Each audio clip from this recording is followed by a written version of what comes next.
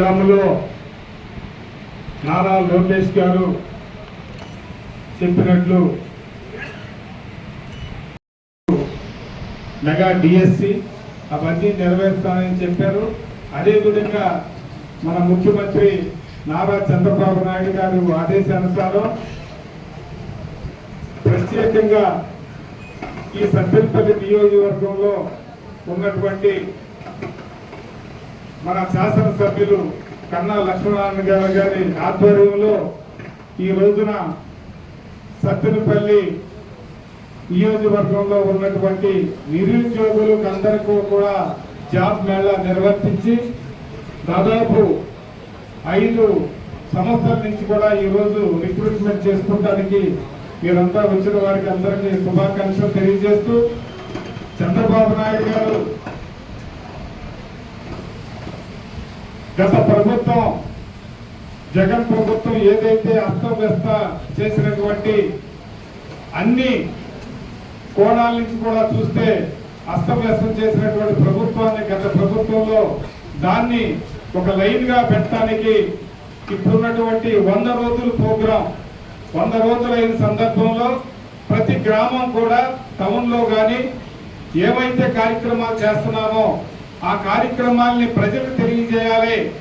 మనం ఏదైతే పెన్షన్ 3,000 నుంచి 4,000 చేసుకుని ఫిజికల్ హ్యాండిక్యాప్ 6,000 రూపాయలు ఇవ్వటం, అదేవిధంగా అన్నయ్య ఎన్టీఆర్ క్యాంటీన్లు కానీ, అదేవిధంగా మెగా డిఎస్సి కానీ, అదేవిధంగా అనేకమైన కార్యక్రమాలు ఒక పక్క వరదలు వచ్చినా కానీ అవి చూసుకుంటూ మన నియోజకవర్గాల్లో ఉన్నటువంటి ప్రజానీకానికి భవిష్యత్తు ప్రణాళికల్లాగా సంక్షేమ పథకాలు ఎక్కడ తగ్గనీయకుండా ఆయన చేస్తున్నటువంటి రాష్ట్రం మొత్తం కూడా 175 నియోజకవర్గాల్లో మనం ఈ కార్యక్రమాల్లో 100 రోజుల కార్యక్రమం మంచి ప్రభుత్వం అనే కార్యక్రమాన్ని చేపట్టడం కూడా జరిగింది.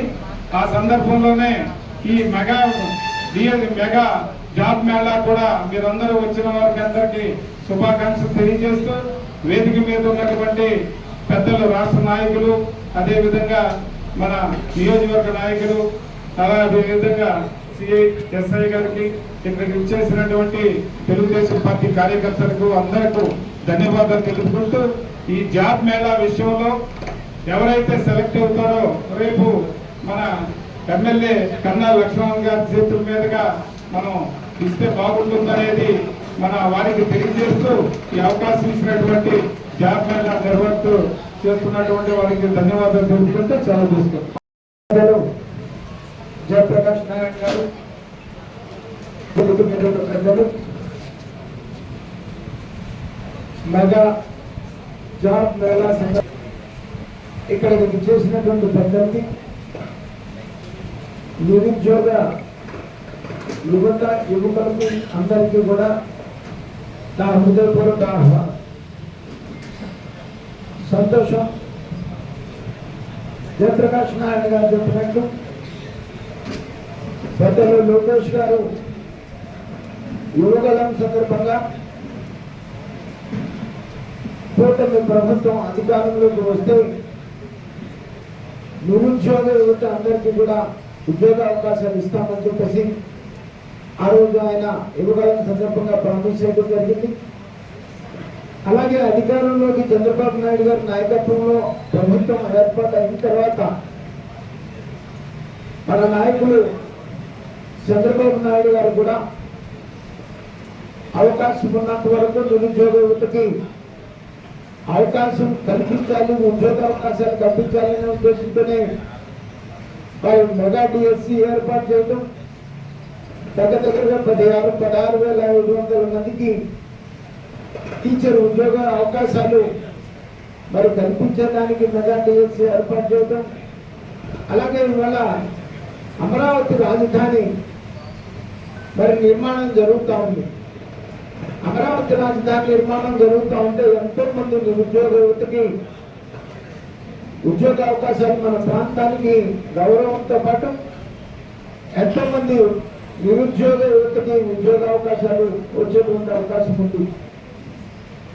మనం 19 నుంచి 24 వరకు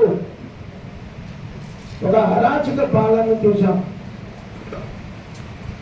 యువతకు ఉద్యోగాలు లేకుండా అన్ని వ్యవస్థలను కూడా సర్వనాశనం చేసి వైసీపీ నాయకులు కార్యకర్తలు మాత్రమే బాగుపడ్డారు.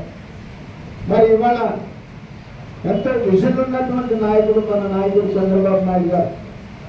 మరి వాళ్ళ 2047 అనేటువంటి ఒక విజన్ డాక్యుమెంట్ రిలీజ్ చేసి మరి ఈ 2047 లోపు ఆంధ్ర రాష్ట్రంలో నిరుద్యోగులు ఎవరు ఉండటానికి వీల్లేదని, అలాగే పేదరికం కూడా ఉండటానికి వీల్లేదనేటువంటి ఒక లక్ష్యంతో ఇవాళ మన నాయకుడు చంద్రబాబు నాయుడు గారు పనిచేస్తూ ఉన్నారు.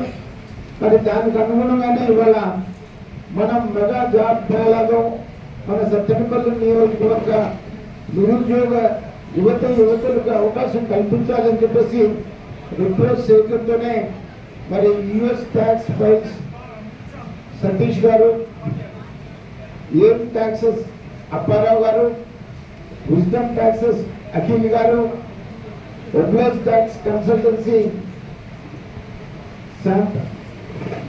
ప్రశాంత్ గారు, సర్వీస్ చిరంజీవి గారు, మరి 5 కంపెనీలు కూడా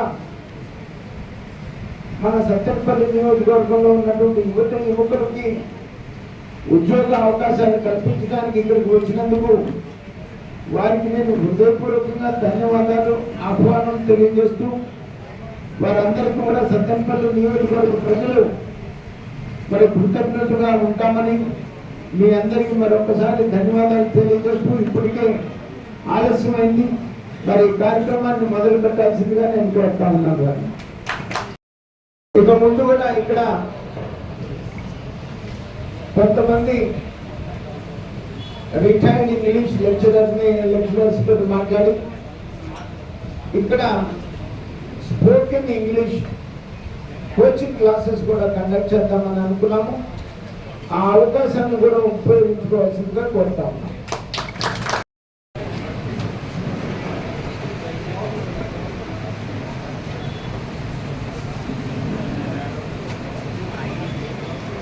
అందరూ క్లాస్ కొట్టండి.